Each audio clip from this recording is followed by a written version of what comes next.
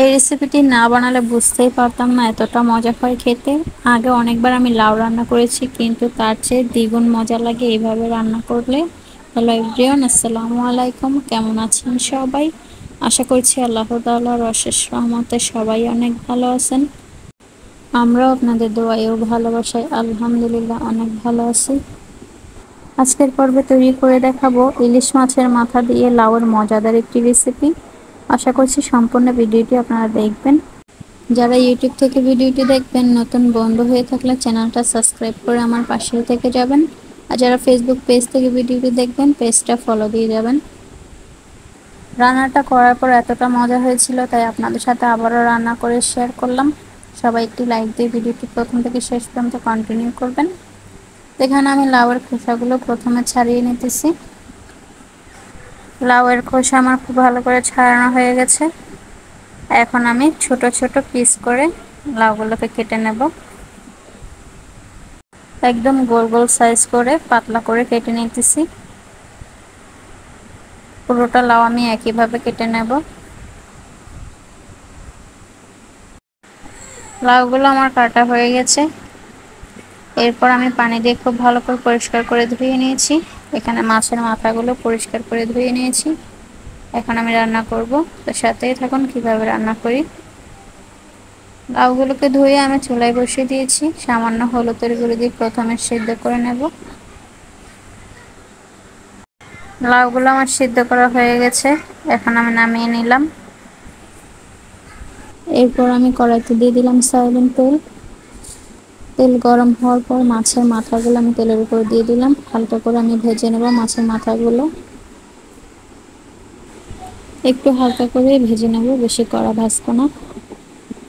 মাছের মাথা ভাজা হয়ে গেলে এবার রান্নার জন্য চুলায় কড়াই বসিয়ে দিলাম। কড়াইতে দিয়ে দিলাম সয়াবিন তেল আর পেঁয়াজ কুচি। পেঁয়াজ কুচিগুলো একটু নেড়ে ছেড়ে দিয়ে লাল করে ভেজে নেব। পেঁয়াজ দেওয়ার কিছুক্ষণ পর দিয়ে দিলাম লবণ।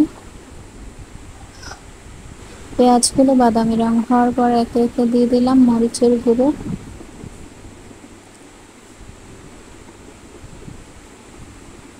দিয়ে দিলাম হলুদের গুঁড়ো। এরপর খুব ভালো করে নেড়ে ছেড়ে দিলাম। দিয়ে দিলাম ধনিয়ার গুঁড়ো, দিয়ে দিলাম পেঁয়াজ বাটা, রসুন বাটা, অল্প একটু আদা বাটা, সামান্য পানি দিয়ে দিলাম। এরপর খুব ভালো করে নেড়ে ছেড়ে দিলাম। এখন মশলাটা বেশ কিছুক্ষণ কষিয়ে নেব। মশলা খুব ভালো করে কষানো হয়ে গেছে। এখন আমি ইলিশ মাছের মাথাগুলো দিয়ে দিলাম।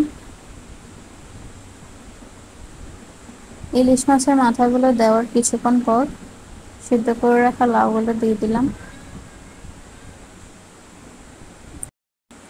এবার কয়েকটা কাঁচামরিচ দিয়ে লাউগুলো নেড়েচেড়ে দিয়ে কিছুক্ষণ কষিয়ে নেব।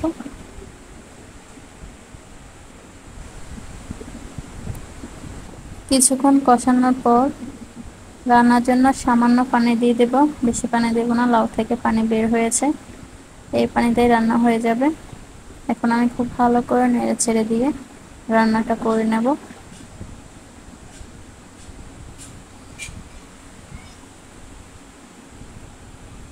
বেশ কিছুক্ষণ পর ঢাকনা খুলে একবার দেখে নেব। আমার রান্না হয়ে গেছে। এখন আমি ধনেপাতা কুচি দিয়ে নামিয়ে পরিবেশন করে নেব। সবশেষে দেখুন একবার ইলিশ মাছের মাথা দিয়ে লাউয়ের মজাদার রেসিপিটি কেমন লাগছে কমেন্ট করে অবশ্যই জানাবেন। খেতে কিন্তু অনেক মজা হয়েছিল, আপনারাও ট্রাই করতে পারেন। ভিডিওটি ভালো লাগলে লাইক কমেন্ট শেয়ার করে পাশে থাকবেন। তো আজকে এই পর্যন্ত, সবাই ভালো থাকবেন, সুস্থ থাকবেন আর আমাদের জন্য দোয়া করবেন। আল্লাহ হাফেজ।